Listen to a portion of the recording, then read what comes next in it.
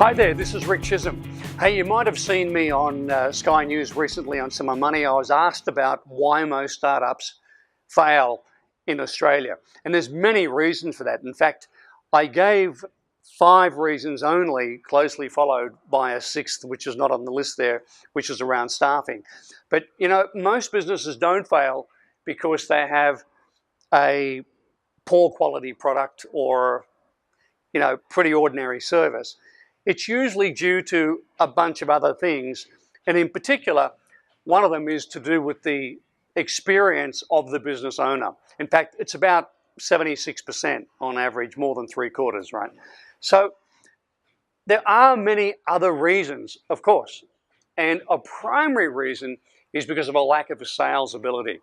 So the way to think about sales also is that you've got to sell yourself. And if you can't sell yourself, then you can't expect to sell your products or your services. So it's becoming more and more competitive in the marketplace. In fact, there's more than 2 million small businesses in Australia, which is twice as many as what we had when we held the Olympics. That's 97% of every business in Australia is a small business.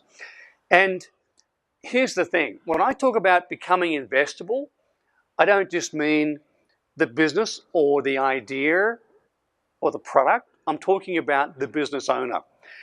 95% of businesses that even get some kind of funding still fail. So every day around the world, 137,000 businesses start up and 120,000 fail on average, right? That's 88%. But in Australia, that number is actually much higher than that. And it's understandable because, you know, anyone can go into business at any age. There's no official business ownership qualifications. There's no regulation.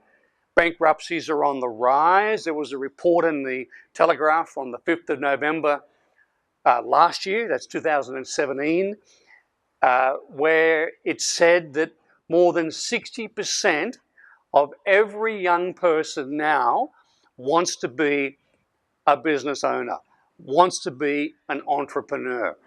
So when you think about that, that's a pretty scary number for a lot of people to enter into the marketplace with very little skill or training prior to going into business, okay?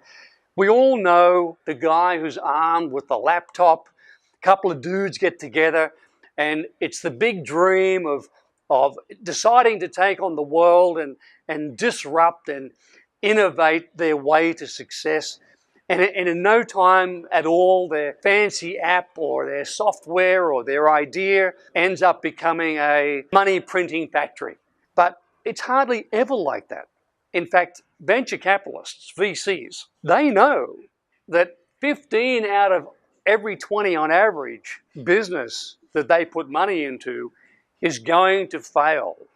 4 out of every 20 may get some kind of payoff or break even. Only 1 out of 20 is going to be hugely successful. So, you know, we hear about the Ubers and the Airbnbs, but we hardly ever hear about all these other businesses which don't go anywhere.